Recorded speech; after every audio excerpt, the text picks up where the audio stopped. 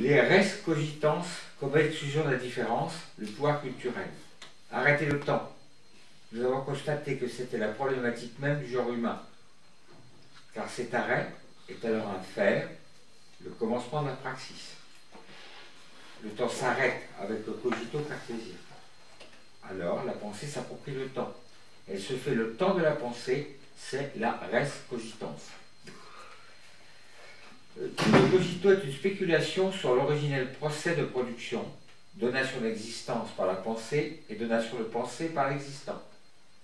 C'est la loi de l'engendrement réciproque qui est possible par le jeu des principes logiques d'immanence, d'identité, de synthèse.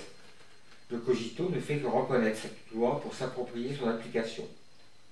Je pense, donc je suis, penser pour exister et exister pour penser, res cogitans, noblesse de Rome, égale pouvoir. Alors la pensée se reconnaît. Elle connaît une seconde fois elle-même. D'immanente au procès de production, elle s'extrait du faire pour se reconnaître en son autonomie. Elle est dans le procès de production, cogito pré-réflexif, et dans la chose produite, res cogitans. La pensée de cette différence est le dédoublement sujet-objet. Le sujet de la connaissance étant aussi l'objet de la connaissance. C'est une nouvelle identité, mais tautologique et formelle. C'est le grand renfermement du cogito cartésien. La pensée se fait penser de la pensée, identité parfaite qui arrête le temps, mais qui retire la pensée de la praxis. Alors, le face-à-face d'un cogito vidé de substance et d'une substance inintelligible. Certes, ce cogito échappe à la différence, mais parce qu'il s'exclut de la praxis. Il est le grand récupérateur de classe. L'identité formelle et les moyens d'un pouvoir. Descartes tire le pont-levis pour faire du cogito une citadelle assiégée. S'il restaure le processus identitaire, c'est pour se refuser à la praxis. Du coup, il réduit la res cogitans à une tautologie. Il fiche et réifie. Dubito, cogito sum, point d'interrogation. Le doute apporté par la différence est écarté a priori par une pensée qui a fait son plein d'existence pour devenir l'être même de la pensée. Le cogito cartésien est l'expression de la bourgeoisie de Rome qui accède au pouvoir culturel de l'État-nation. La classe sociale des écritures, organisationnelle de la superstructure, de l'administration de l'État-nation, bureaucratie gestionnaire, se renferme sur elle-même. Elle gère la pensée. Celle-ci sera aussi res, chose créée, hérédité, vénéité des chars, édit de la Paulette. Point. L'intelligence est un métier qui s'achète. Descartes arrête le procès de production du corps sujet et le progrès de classe de la bourgeoisie de Rome au moment de leur apogée. Le renfermement de classe et la tautologie du cogito. Je doute. C'est la petite différence, la nuance qui ailleurs s'assume grâce à la dialectique, au tiers, à la médiation.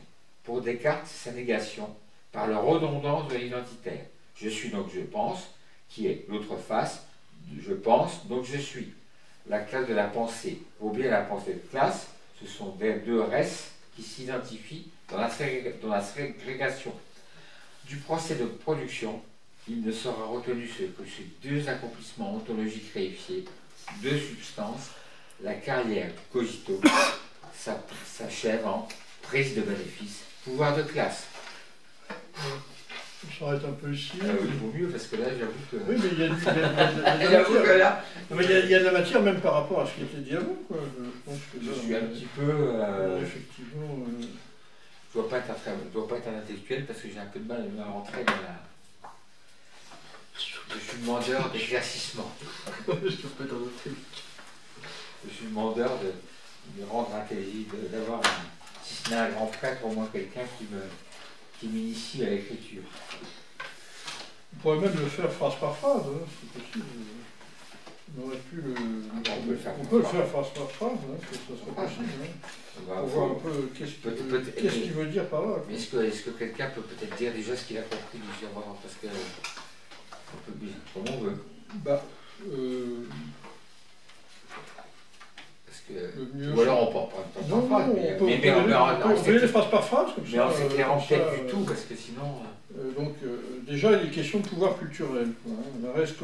La res cogitans comme exclusion de la différence. Alors, la différence, qu'est-ce que c'est, quoi. Donc, ça, je pense que c'est éclairable sans doute par la suite, mais pour moi, j'en ai pas une vision claire. Donc ça, c'est le titre. Le titre, c'est pas forcément clair. Enfin, il y a quand même, ça finit par le pouvoir culturel, donc c'est quand même un coup de griffe évident. Voilà. Oui, ça fait par rapport à... Il y a une sorte de généalogie historico-culturelle, et puis il y a une réflexion, il y a une construction théorique. Voilà, j'ai un peu compris que les deux s'articulaient ensemble. Mais, en gros, ce qui résume un peu ce passage, c'est la phrase, hein, pour te dire de quoi il est question, en bas de la page 247, où il parle de la pensée, et là on passe finalement de la féodalité à l'époque moderne, hein, Descartes. Et quand il te dit, à propos de la pensée, d'immanente au procès de production, elle s'extrait du faire pour se reconnaître en son autonomie.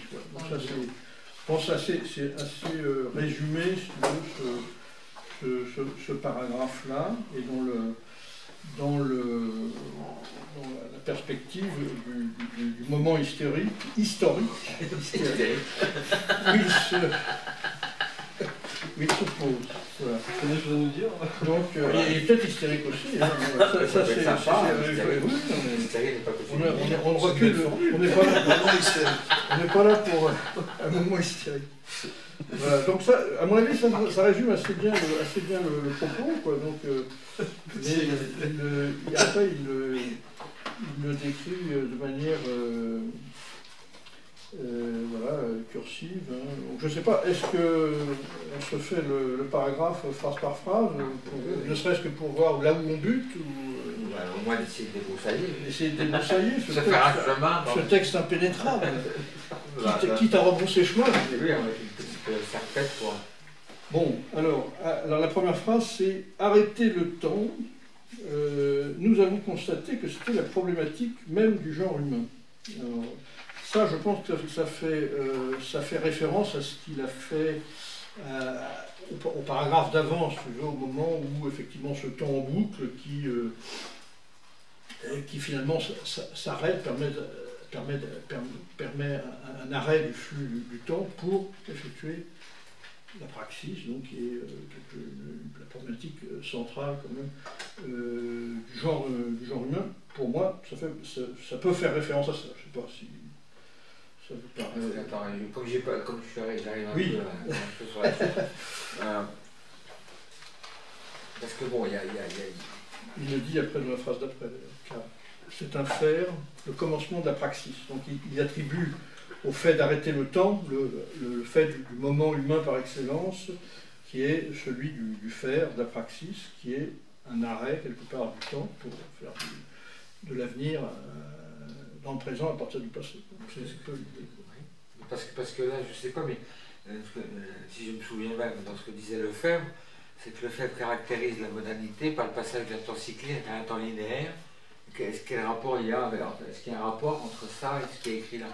Cyclique, le cyclique, au sens où en fait on est dans la reproduction le temps cyclique lié aux saisons et que le propre enfin voilà, le propre du temps cyclique, c'est que tu n'en sors pas, c'est-à-dire que c'est quand même quelque chose d'immanent et qui se perpétue.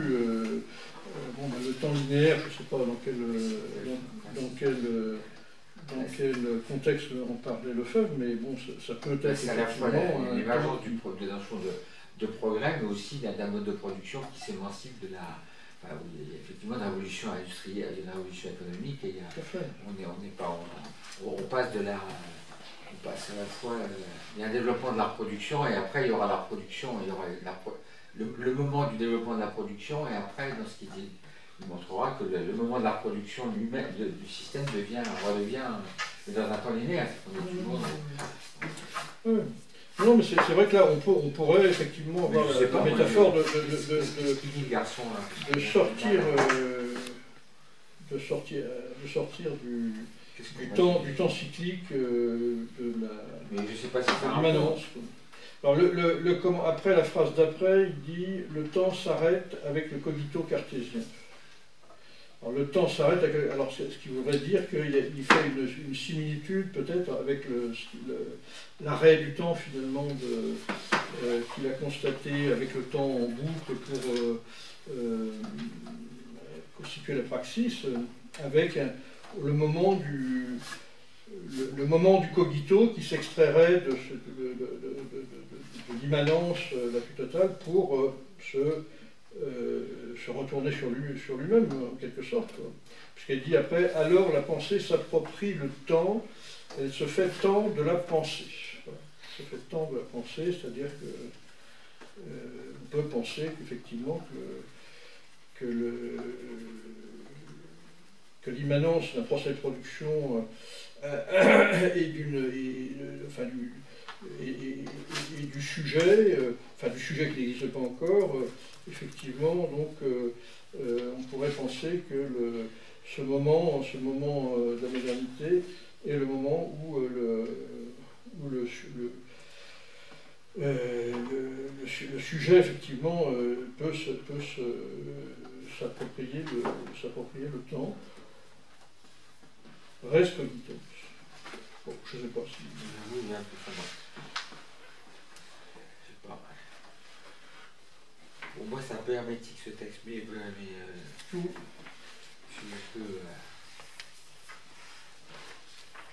Tout le cogito est une spéculation sur l'originel procès de production.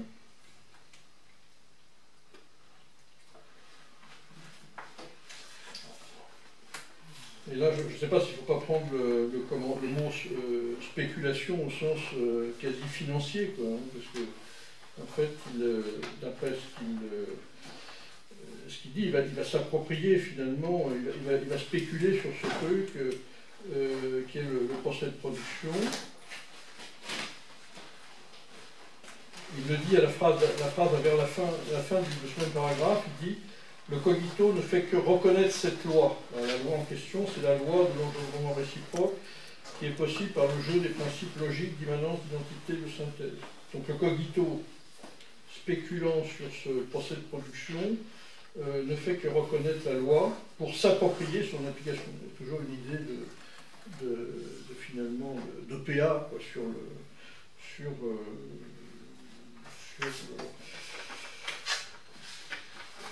l'ensemble du process, quoi. Donc je pense, donc je suis, égale penser pour exister, exister pour penser. Et ça, je pense qu'il en a parlé avant. Ça veut dire qu'il y a une autonomisation de la sphère. C'est-à-dire qu'à un moment donné, il y a autonomisation effectivement de la pensée par rapport au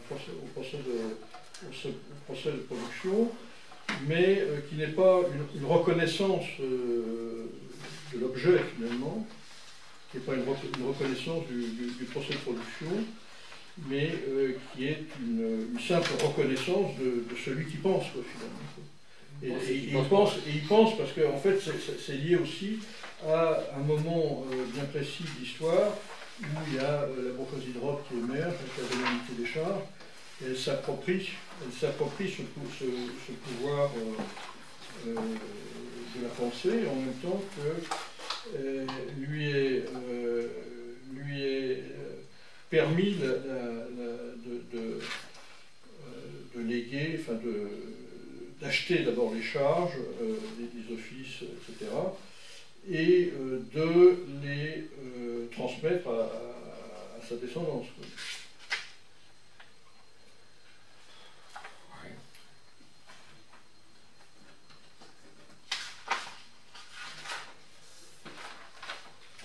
Est-ce que vous avez des réflexions là-dessus?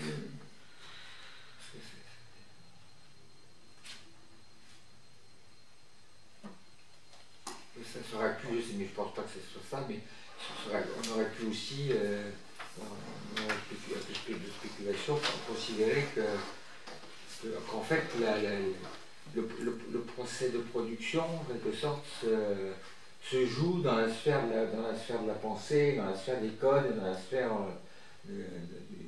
quand quand on parle de noblesse d'Europe, c'est que dans la sphère y compris du droit et des débats juridiques ou du débat ou des. C'est-à-dire qu'en fait, ça devient un débat en soi, c'est-à-dire que déconnecté de la pratique réelle, mais, et donc qui est à la fois est-ce que c'est ça? Je ne sais rien. C'est-à-dire qu'en fait, c'est une sorte de procès de la pensée sur elle-même, un procès propre au registre de la pensée, mais déconnecté de la relation de l'éthique avec le procès de la praxis réelle. Oui, c'est ce qu'ils disent. Hein. Mais disons qu'en soi, c'est une conquête quand même, parce qu'effectivement, là, tu étais dans la féodalité, où finalement, le fait de penser était sous un code un peu organique de l'hérédité, si tu veux, et puis également de la transcendance pure, finalement, puisque le vicomte était là par la volonté de Dieu, quoi. Bon, et puis, effectivement, et son fils. Donc là, c'est vrai que le fait que cette vénalité des charges, si, c'est comme Kouskar le dit, qu'elle est à l'origine de l'émergence du sujet, on ne peut pas considérer que ça soit une régression. C'est un progrès, mais pour Kouskar, comme il le dira après, vite, c'est un progrès qui est approprié par la classe, la bourgeoisie, quoi, le pouvoir, quand il appelle pouvoir culturel, c'est bien ça, quoi. Donc il ferme le pont de vie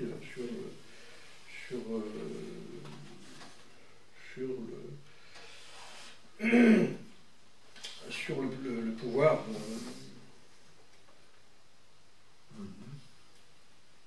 Oui, c'est ce que quand il dit effectivement le renforcement de classe et la tautologie du cogito.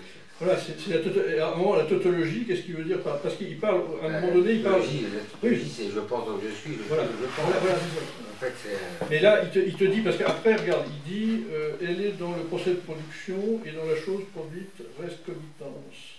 En fait, après, il dit la pensée de cette différence et le dédoublement sujet-objet. Mais en fait, le sujet de la connaissance étant aussi l'objet de la connaissance. Alors donc en fait, il y a le sujet, et enfin c'est pas un dédoublement sujet-objet, c'est sujet et sujet de la connaissance. Disons, c'est un truc tautologique et formel qu'il appelle le grand renfermement du cogito cartésien. Il n'y a pas reconnaissance de l'objet dans la relation sujet-objet. Il n'y a pas reconnaissance de l'objet et du sujet comme les deux pôles finalement de la relation, de la praxis, quoi, finalement, les deux pôles du procès de production. C'est en fait, c'est le sujet qui reconnaît le sujet de la connaissance. Point barre. C'est, je pense, peut-être ce qu'il veut signifier.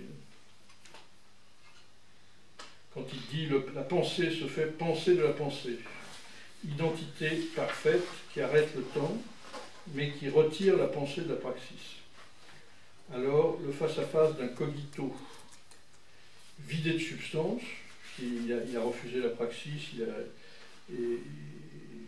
et donc la substance est d'une substance inintelligible. C'est-à-dire que tu ne peux pas appréhender la substance puisque tu ne te donnes pas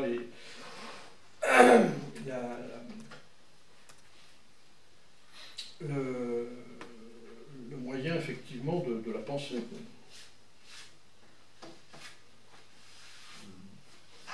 Certes, ce cogito échappe à la différence. Alors ça, même, il échappe à la différence. Là, je ne vois pas trop, il échappe à la différence, qu'est-ce que ça veut dire? Mais parce qu'il s'exclut de la praxis. Qu'est-ce que ça peut être la différence? Mais là, alors la différence, ça serait... L'identité, c'est je pense dont je suis. Donc, la différence, c'est la différence sujet-objet. La différence sujet-objet. C'est la sujet. Mais là, après, c'est ce que voilà, c'est ça. Il n'est plus dans la différence sujet-objet, mais il est dans... qu'est-ce qu'il dit? Est-ce que c'est pas ce qu'il dit après, la pensée se penser de la pensée, une entité parfaite qui arrête le temps, mais qui retire la pensée de la praxis. En fait, on a une sorte de procès dans la pensée, mais qui peut avoir... C'est ça. C'est ça. C'est-à-dire que le dédoublement sujet-objet, il est différence, mais il est pensé de la différence. C'est la mais pensée dans un mode théorique et abstrait. Voilà, c'est ça. Ouais, Les sont déconnectés, mais en plus, après, d'après ce qu'il dit, il refait l'identité, mais une identité formelle, en disant que, en fait, le sujet, il n'y a pas le sujet-objet, mais il y a le sujet et le sujet de la connaissance. Et tu vois, moi, par rapport à ce texte, j'ai deux difficultés. La première, c'est de comprendre ce qu'il dit. On commence à débroussailler, mais surtout, je ne vois pas où il veut en venir. Parce que bon, quand on écrit quelque chose, il y a Ce qui va en venir, c'est ce qu'on disait avant, quoi. C'est que ce pouvoir culturel, il est encore là aujourd'hui. Mais peut-être que... si ce qu'il dit est vrai, il y a quand même une entourloupe, quoi. Bon, il y a bon, même si elle est nécessaire, tout ce que tu veux, mais néanmoins, si le fait... s'il y a bien extraction de la pensée finalement de l'ensemble du procès de production et que ça perdure, c'est effectivement quelque chose d'intéressant à circonscrire, quoi. Donc, même pour aujourd'hui. L'identité formelle est le moyen d'un pouvoir. Et ce pouvoir, c'est le pouvoir des intellectuels aussi aujourd'hui, des lettrés. Hier également, quoi. C'est un peu ça, quoi. Le pouvoir culturel, il est pas seulement à la période de Descartes, quoi. Il est initié peut-être là, mais il nous concerne également aujourd'hui, quoi.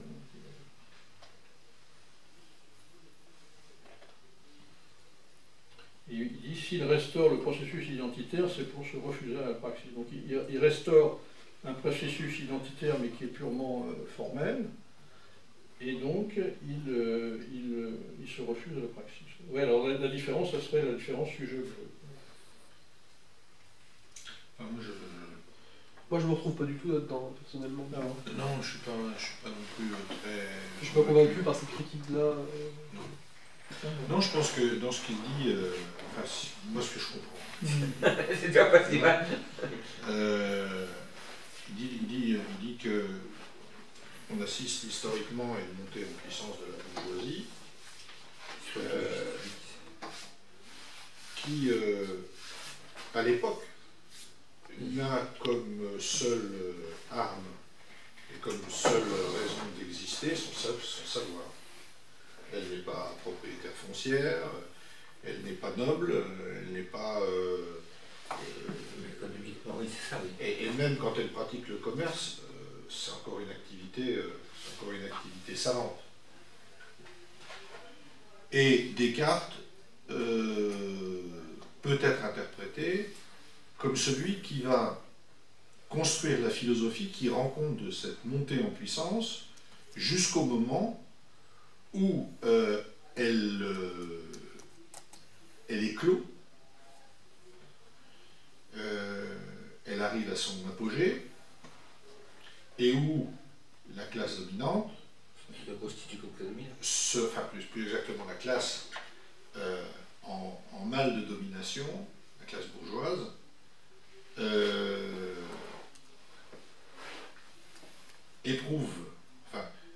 devient capable de prendre en charge les affaires de la société, si on veut, de la France. Bon. En tout cas, se pense comme ça. Se pense comme apte à rivaliser avec l'ordre féodal et à l'investir d'une certaine façon aussi, tout en le transformant radicalement, puisque la noblesse de Rome reste encore une noblesse, au sens où il y a un accommodement de classe qui s'opère au XVIIe, une sorte de accommodement, ça renvoie à une discussion d'hier. Bon. Et Descartes, est-ce qu'on peut dire que Descartes est le type qui rend compte de ça, qui l'exprime en philosophie? C'est pas complètement faux, parce que finalement, dans le cogito cartésien, il y a l'idée que c'est la pensée qui fonde l'existence. Oui. Hein, je pense, donc je suis la preuve de mon existence, c'est la pensée. C'est pas la matière. C'est pas. Donc, vous vous rendez compte de la légitimité nouvelle qu'une classe qui se pense et qui se vit comme classe pensante reçoit d'une philosophie qui dit c'est la pensée qui permet d'accéder à l'existence. C'est quelque chose d'extraordinaire. Ouais, Sauf qu'il y a un petit problème dans le cogito cartésien, c'est qu'il y a le doute. Le moment de la négation. Ça correspond à quoi le moment du doute? Parce que est-ce que ça correspond... Alors, laisse-le finir. Et le moment du doute, alors, il y a beaucoup de gens qui ont glosé sur la question du doute cartésien. Comment faut-il interpréter le doute? Le doute, c'est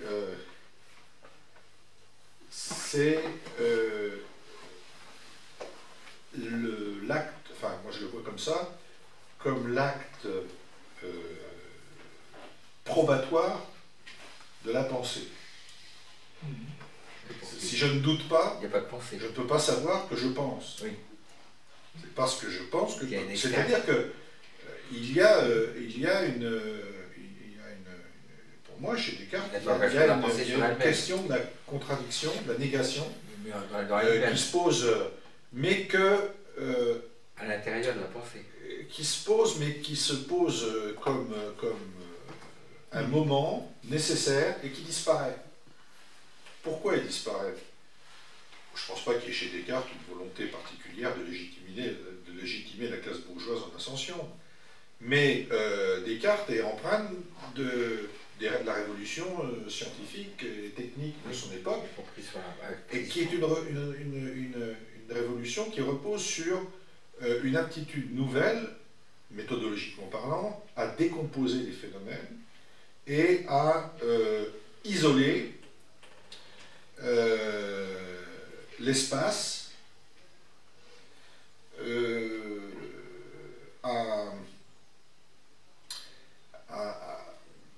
à épurer les objets,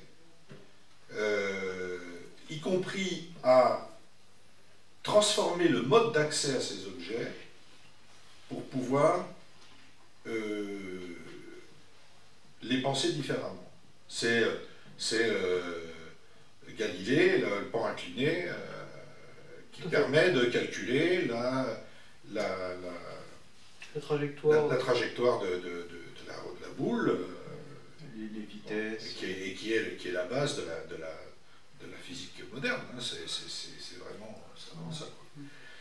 C'est-à-dire que c'est une époque où on cesse de mêler le monde de l'affect, le monde de l'observation, le monde de organique, si tu veux, oui.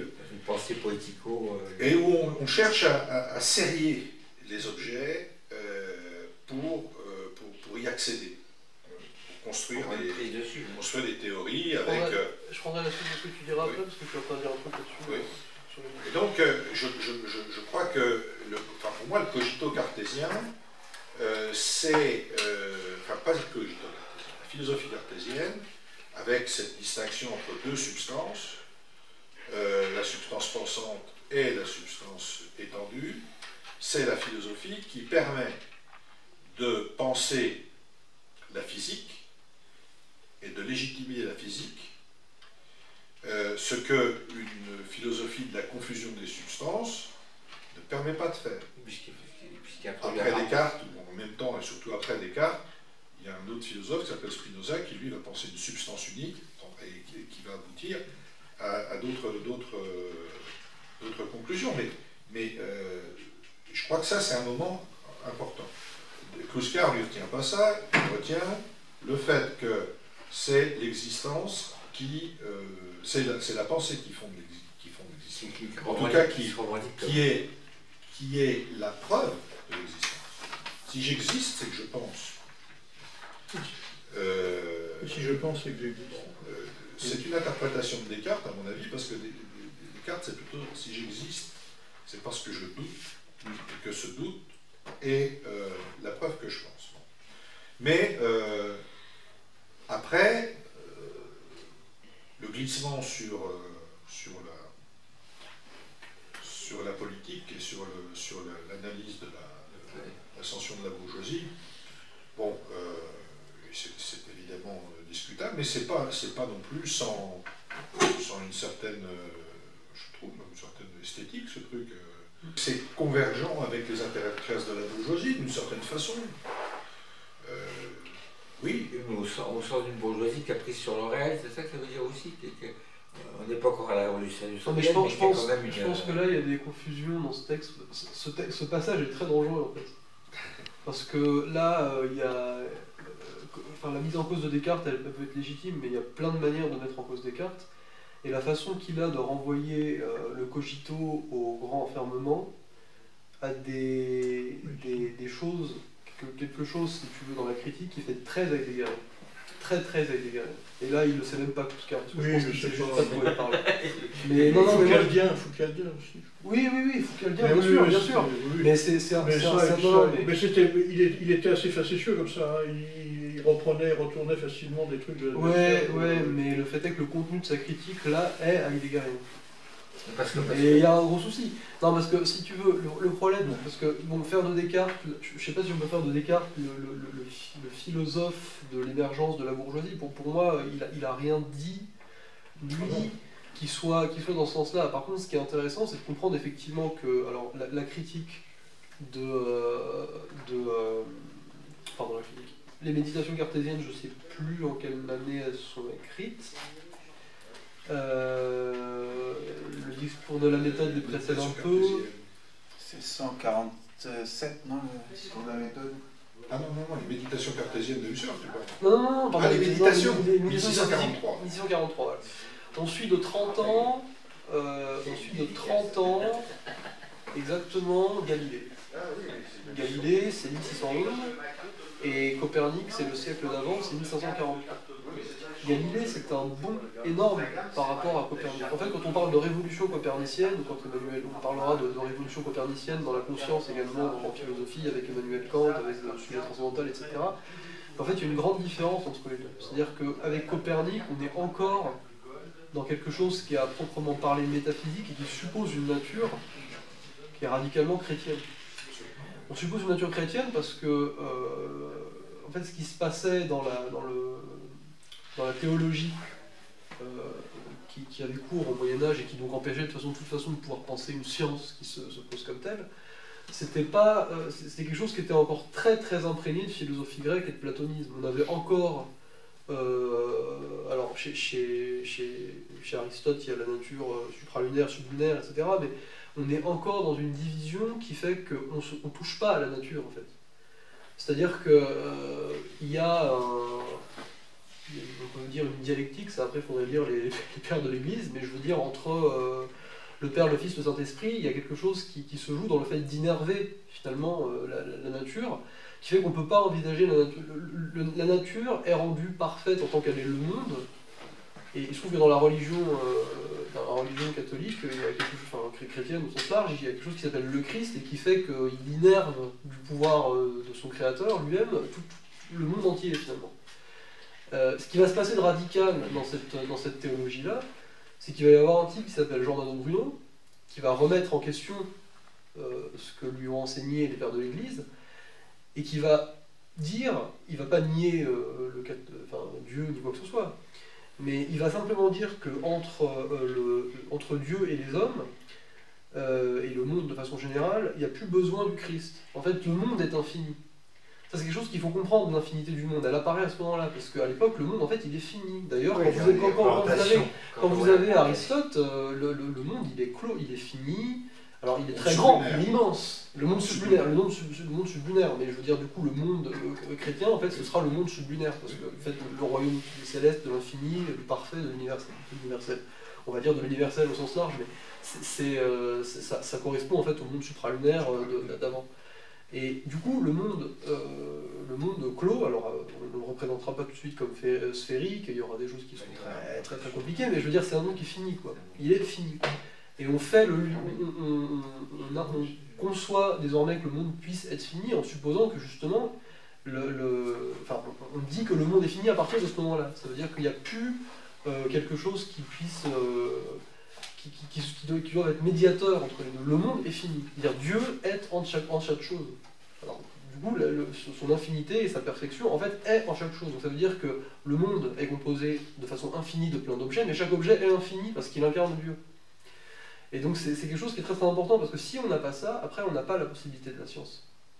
Parce que du coup, la nature et plus un simple truc comme ça. Il n'y a plus l'opposition que faisait Aristote entre par exemple la nature et les artifices, où il disait que les artifices c'était pas la physis, c'était quelque chose qui soit s'opposait à la physis, soit par justement des artifices copiait la nature. Par exemple l'art, c'est pas la nature, c'est de l'ordre de l'artifice dans la Grèce antique. Et le moment décisif de Galilée, très important à comprendre, c'est même quelque part encore plus philosophique, c'est que il va supposer déjà lui-même l'universalité. Il suppose l'universalité, mais il ne la suppose pas dans un sens qu'est le Dieu intelligible, etc. C'est qu'il suppose déjà, par exemple, que on observe les étoiles. Les étoiles sont sphériques. On constate qu'elles tournent. La Terre est sphérique. C'est qu'elle doit bien tourner. Ça nous paraît des syllogismes fous aujourd'hui qui ne sont pas rigoureux, mais ça part de là. C'est-à-dire qu'en fait, il suppose qu'il y a une universalité des choses. La notion d'universel au sens, on va dire, l'universel par rapport au particulier, l'universalité qui s'instancie dans différents objets. En fait, d'un point de vue presque mathématique, elle naît à ce moment-là. C'est la notion de loi. C'est la notion de loi qui va émerger à ce moment-là. Non divine. Voilà, la loi rationnelle. Et donc du coup, le technique naît à ce moment-là. Le technique, il ne naît qu'à ce moment-là. Il n'est pas avant. On peut toujours trouver des artisans, etc. Mais la technique, en tant que véritable que ruse de la nature, mais possible d'un point de vue industriel, systémique, et qui fait loi, elle n'existe que là. Il y a déjà des artifices dans la Grèce antique, il y a déjà chez Aristote cette notion-là, mais il n'y a pas de systématisation possible. Il n'y a pas de mathématisation possible du monde. Et justement, Galilée, c'est la mathématisation du monde. Tu parlais du fait, effectivement, il écrit un texte où il va justement constater quand en fait il essaie de mettre sur le même plan quelque chose qui tombe dans le vide et quelque chose qui tombe le long d'un plan. Il fait des analyses, des calculs, quand on incline le plan, l'accélération est différente, elle augmente, etc. Et tout ça, c'est le début de la science moderne. C'est le début de la science moderne et ça suppose nécessairement que du coup, il y a une rupture et une idée de nature, du coup, justement, qui préexiste et qui n'est plus l'idée de nature qu'il pouvait y avoir dans le Moyen-Âge innervé de théologie néo-platonicienne, qui n'est pas non plus l'idée de nature qui pouvait exister en Grèce antique, où il y avait cette dichotomie entre le sublunaire et le supralunaire et le sublunaire, entre l'idée et puis le monde, en gros. Chez Aristote, et chez Platon, c'est différent, mais c'est des choses qui sont complètement différentes. Et là, on a un mec comme Galilée qui fait des études, qui travaille sur ces choses-là, qui a des contributions aussi en optique, moins connues, qui s'intéresse à plein de sujets, il s'intéresse à la lumière, dans une perspective qui n'est pas la lumière divine. Parce qu'à l'époque, la lumière, c'est ça. Qu'est-ce qui fait qu'il y a de la lumière? C'est le fait que c'est Dieu qui éclaire, quoi. Parce que c'est factuel, Dieu, c'est la torche qui éclaire le monde, quoi. Donc dire que quand Descartes va aller proposer une méthodologie de remise en question des préjugés, parce qu'en fait il y a déjà un petit peu ça, sous prétexte qu'il le fait en l'enfermant dans la conscience, ce serait quelque chose qui, en tant que ça risque de faire que la bourgeoisie prend le pouvoir, le pas sur, s'émancipe en tant que classe, parce qu'elle va avoir le monopole de l'intelligence, de l'intelligible en fait, et va faire travailler les gens. Je pense que c'est vraiment pas comprendre historiquement qu'il faut passer par ce stade-là, parce que s'il n'y a pas ce stade-là, il n'y a pas d'industrie, il n'y a pas de possibilité de développer les forces productives, il n'y a pas possibilité même pour un prolétariat de faire advenir à lui-même le procès de production et la praxis, en fait, c'est-à-dire d'un point de vue... voilà, il n'y a pas de possibilité de penser l'ordre social. Il n'y a pas de possibilité de penser l'ordre social, la sociologie, ça existe dans ce temps-là, voilà. Il ne dit pas que c'est pas nécessaire, non, mais ce que je veux dire, c'est... Je voudrais finir ce que je voulais dire, parce que j'ai commencé sur un truc où je dis... Nier Descartes, tel qu'il le fait là... Il a dit pas. Non, attends. Dire que Descartes, sa façon de penser conduit au grand enfermement, ça veut dire que si tu mets la philosophie de la conscience, si tu attribues à la philosophie de la conscience la responsabilité de l'autonomisation de la bourgeoisie, ça veut dire que tu as plein de moyens de le faire. Tu peux le faire en tant que marxiste, mais il faut être beaucoup plus précis que ça. Là, tel qu'il le fait, ça veut dire que si tu prends ce texte-là de façon... tu ne sors pas de son contexte, mais tu écoutes texto ce qu'il te dit et tu lis ce qu'il t'écrit, c'est l'émergence d'une philosophie de la conscience qui serait en gros le porteur idéologique de l'émergence de la bourgeoisie. Ça, c'est quelque chose que tu trouves. Ça, c'est quelque chose que tu trouves également chez Heidegger, qui va te dire oui, mais non, si, il en parle. Mais il en parle pas comme ça. Je veux dire, mais ce que te dira, non mais alors praxis, travail, bref, c'est encore un autre débat. Mais ce que je veux dire, c'est que là, si tu écoutes ça et que tu le prends comme tel, ça veut dire que tu tombes dans les philosophies qui se posent la question de la venue transcendantale des déterminations et qui reproche du coup à Descartes de définir des objets de la conscience par le travail de l'esprit et qui vont refuser de faire le travail que tout philosophe, selon des phénoménologues, devrait faire, c'est-à-dire poser la question de ce qui préexiste à ta propre conscience. Husserl fera ça, il dira l'homme est déjà immergé, la conscience est au monde, l'homme est au monde, il n'est pas en premier lieu pensant, il est au monde, et c'est ça qui le fait penser. Tu peux tout à fait être récupéré par l'artiste.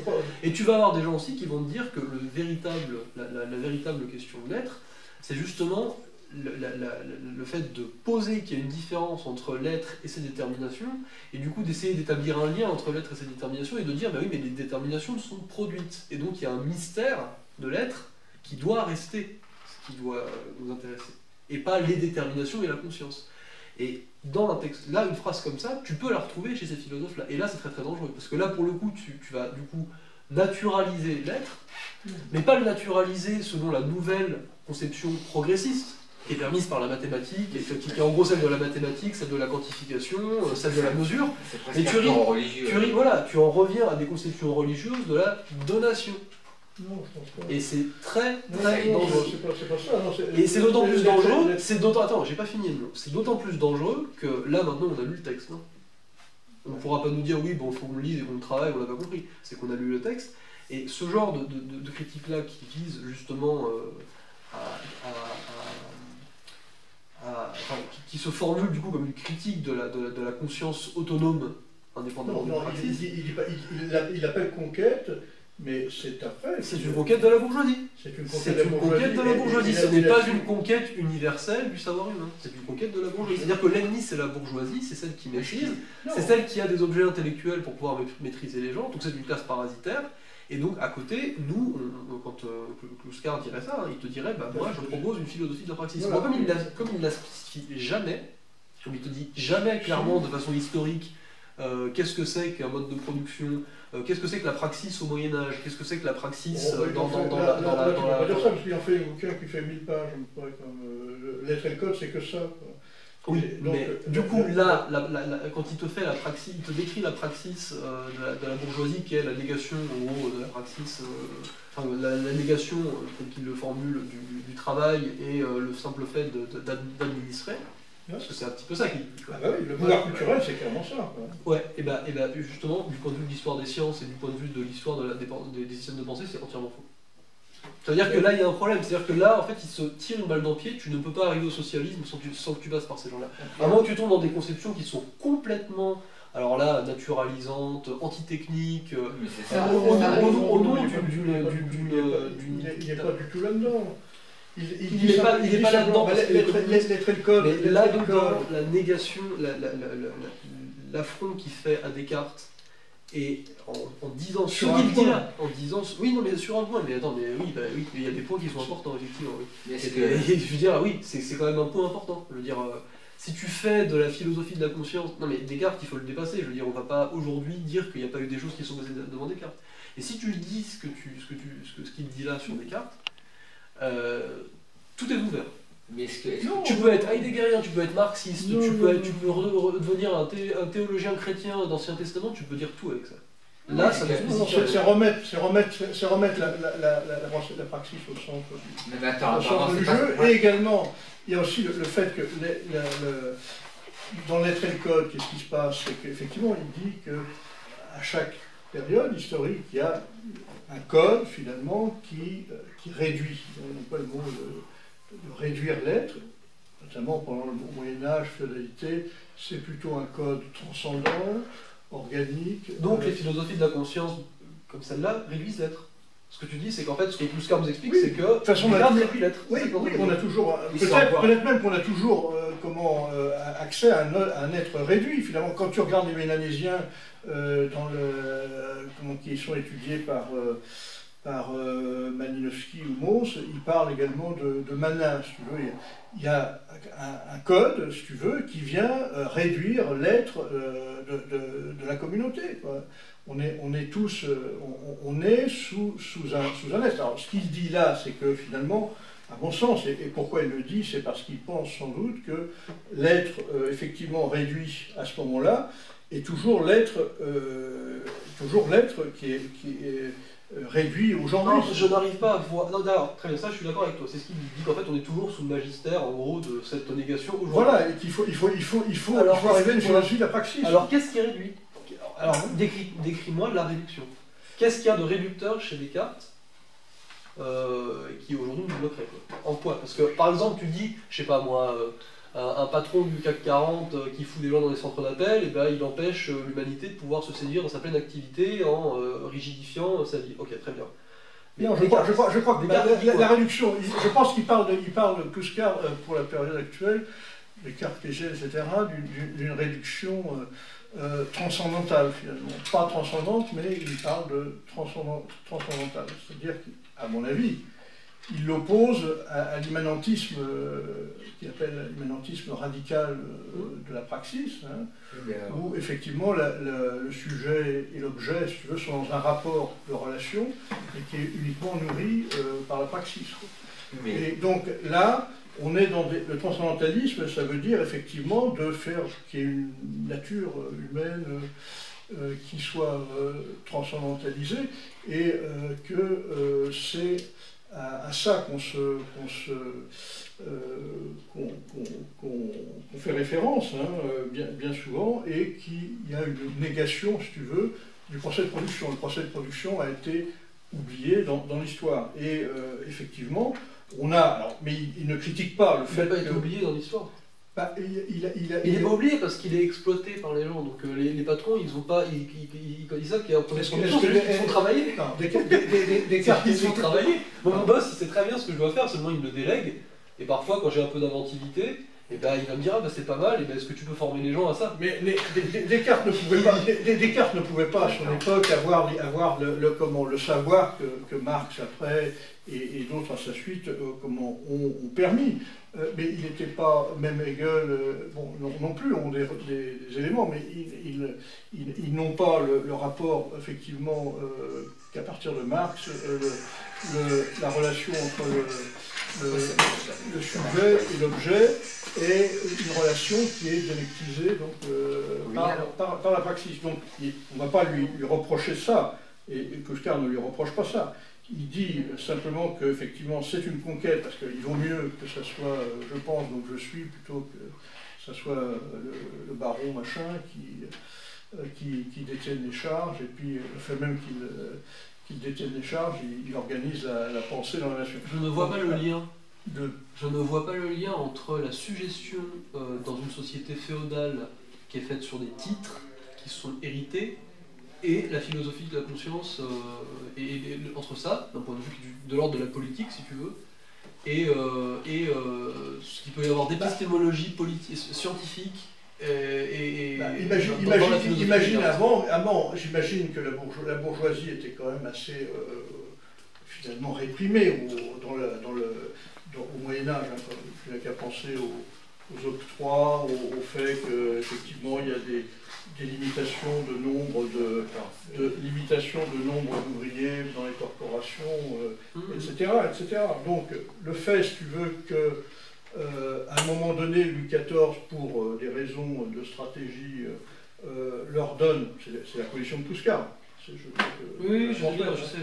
Donc le fait qu'à un moment donné, finalement, ces gens-là ont accès à l'organisation de l'État-nation, hein, via la vénalité des charges, fait qu'effectivement, ils ont accès de fait à un certain pouvoir culturel et qui croient que c'est sans doute arrivé et que ça va se passer comme en Angleterre juste à côté. Mais Louis XIV, je crois, donc, inverse le processus et finalement, comme il s'était rendu compte du fait que la bourgeoisie allait à son tour le mettre en péril, en fait, il les transforme en intendants qui sont les ancêtres de non-fonctionnaires, etc. Donc là, il y a, je pense, du point de vue de Kluskar, il y a des opportunités qui, effectivement, dans le domaine de la bourgeoisie, à cette époque-là, s'ouvrent. Et pendant la vénalité des charges, ça a dû durer plusieurs générations, j'imagine, 3-4 générations. Donc, si tu veux, il y a eu quand même une ouverture qui a fait penser à ces gens-là, effectivement, et puis objectivement, puisqu'ils avaient les charges, ils avaient les offices, etc., donc ils régulaient un peu tout le pouvoir culturel. Et Descartes, d'ailleurs, était issu d'une famille dont la mère avait également, la famille de sa mère avait des charges, ça c'est le moment conspice. Hein? Non mais ça c'est le moment conspirationniste quoi. Donc en fait, ouais. sa mère était là-dedans, c'est une philosophie qui correspond. C'est la faute à la mère. C'est génial. Non. Et par ailleurs, alors, je pense qu'il faut voir aussi que le discours de la mère avait des charges. Il y a un truc que je puis faire. Non, mais il faut voir aussi également le discours de la méthode, c'est un des premiers ouvrages qui est traduit en français, donc qui est mis à la disposition de l'ensemble de la bourgeoisie en français et voire plus. Donc il y avait quand même quelques velléités hégémoniques avant la lettre, quoi. Bon, donc il était quand même, je pense, conscient que effectivement le message avait une portée historique importante, quoi. Donc je pense que de ce point de vue-là, c'est tout à fait compréhensible. Enfin, moi, je ne comprends toujours pas l'intention de Descartes n'est pas d'écrire en français pour soutenir la bourgeoisie montante. C'est d'écrire en français pour clarifier des débats méthodologiques qui tournent autour de la science nouvelle, qui sont complètement ouverts, et les clarifier du point de vue épistémologique, en tout cas l'épistémologie naissante, du point de vue philosophique, la théorie de la connaissance. Voilà. D'un point de vue uniquement savant, je ne crois pas. Encore que ce homme-là s'est masqué, donc on ne sait pas, peut-être qu'il l'a pensé, en tout cas il ne l'a pas écrit, on ne peut pas lui faire. Mais même s'il avait écrit, on s'en fout. Mais oui, voilà, c'est ça. Non, je crois que là où je veux dire deux choses. La première, c'est que Descartes, c'est l'ennemi de Heidegger. Oui. Pour Heidegger lui-même. Oui, bien sûr.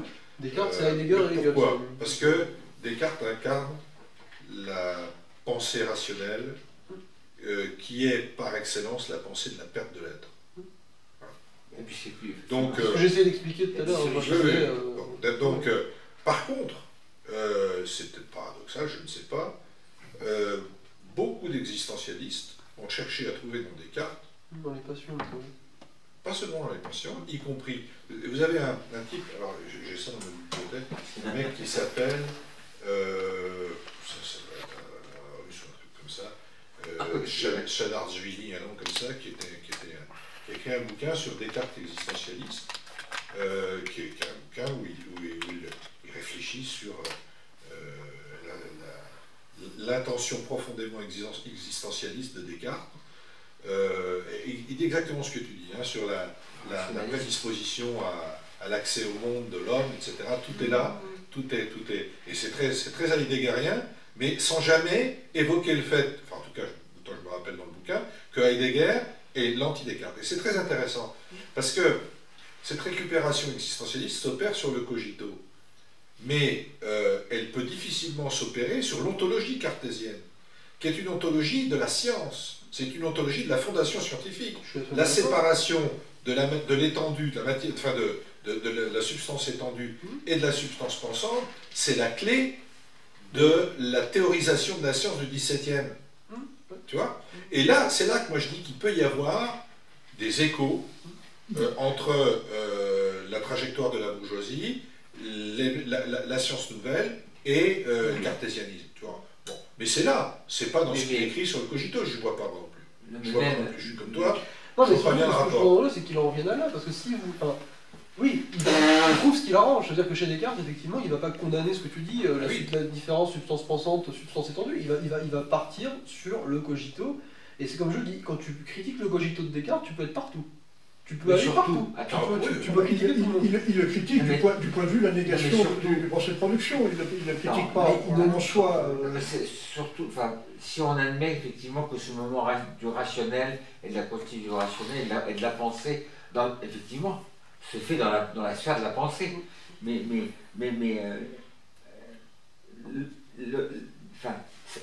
Nier ce moment particulier, c'est très peu dialectique en fait même par rapport à l'affaire partienne. C'est qu'à la limite, pousser au bout, c'est-à-dire peut-être caricatural parce que j'ai du mal à rentrer dans le texte lui-même, mais pousser au bout, c'est de retenir de Descartes ou y compris même de cette constitution d'une sphère de la pensée agissante, sa dimension de classe ou sa dimension de déconnexion de la pratique et des producteurs, sans voir que c'est un moment effectivement de progrès humain au sens, comme tu le disais, de capacité, y compris d'une appropriation de l'ensemble du processus. Ça reviendrait quelque part ce serait un Marx qui aurait, y compris, réfuté Hegel, non pas en le discutant, mais en considérant que c'était nul et non avenu, et que la dialectique, il n'était pas intéressant de se confronter, de se coltiner le moment Hegel. Moi, ça me fait penser à Staline à l'envers, c'est-à-dire que c'est pas matérialisme historique à fond, c'est l'inverse. C'est plus matérialisme historique, juste comme ça, un truc... C'est presque chinois, là. En plus dire que c'est une négation du procès. Enfin, ce que je disais la dernière fois, je disais l'idéologie allemande, c'est pas du tout comme ça que ça s'est passé. C'est pas du tout comme ça que ça s'est passé. Je veux dire, la bourgeoisie est radicalement progressiste. Elle émancipe. Et d'ailleurs, je veux dire. Faudrait lire les faits de code, hein, ça fait quand même 1000 pages. Là, il en parle effectivement en 3 pages. C'est un peu emballé vite le truc, mais je pense que là, il en fait dans les traits de code une perspective quand même. Comment tu sépares le dépassement entre ce moment. Bon, là, on peut admettre qu'on est dans une réflexion d'un processus de constitution, etc. Mais de pousser au bout, si tu nies la sphère de la pensée, c'est-à-dire comme espace de travail théorique et de travail conceptuel, mais comment tu réconcilies, est-ce que quand tu parlais des marches staliniennes, on est des petits copains en Chine et au Cambodge qui ont considéré que la meilleure façon de se rapproprier la praxis, c'était quand même de mettre les intellectuels au champ, quelque part. Est-ce qu'il n'y a pas ce risque, je ne dis pas qu'il le porte en tant que tel, mais d'une dérive possible, d'un aplatissement qui revient un petit peu à schématiser, à une sorte d'hypercritique qui revient en fait à nier l'épaisseur historique, y compris de ce moment, et que le moment de dépassement, c'est pas une chose simple, mais que le dépassement, c'est pas être en deçà, c'est être au-delà, quelque part. Effectivement, on peut penser que ce fut une étape, l'étape du cogito cartésien. Kluskar a l'air de dire qu'il faudrait, là, il le critique, et du point de vue de la négation de la praxis, il voudrait introduire une philosophie de la praxis. Ça ne veut pas dire qu'il nie la pensée, qu'il nie le sujet, bien au contraire, mais il en montre, si tu veux, la généalogie. Au contraire d'Heidegger, qui finalement va dire, non, il faut casser tout, donc revenir à l'authenticité de l'être, avant le logos, avant tout ça. Pas du tout chez Kluskar. L'antéprédicatif, c'est pas l'antéprédicatif heideggerien.